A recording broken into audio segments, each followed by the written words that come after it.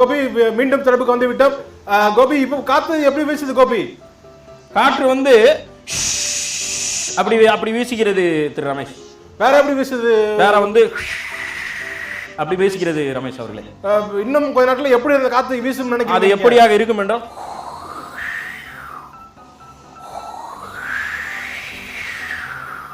அப்படி வருவதற்கான வாய்ப்பு இருக்கு ரமேஷ். காத்து வந்து காற்றின் வேகம் குறைந்தால் எப்படி இருக்கும் கோபி? அப்படி இருக்கும் ரமேஷ். ஓகே. இன்னும் குறைந்து எப்படி இருக்கும் தெரியுமா ரமேஷ்?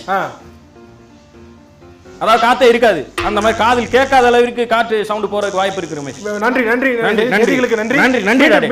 வைடா வைடா கோபி கோபி அங்க உங்களால நிக்க முடியாத சூழ்நிலை இருக்குங்கிறது எனக்கு தெரியுது, பார்க்கவே புரியுது எங்களுக்கு. கண்டிப்பாடா ரமேஷ், இங்க பாரா ரமேஷ், பாத்தீங்கன்னா இங்க உங்களுக்கு தெரியுதா? கோபி கோபி நீங்க வந்து ஒரு பதட்டத்துல மரியாதை கொடுக்க மறந்துட்டீங்க கோபி. உசிரே போக போடாது, உயிரை கொடு. உனக்கு மரியாதை பெரிய முக்கியமாடா. இங்க பாடுறா டேய். தெரியுதா?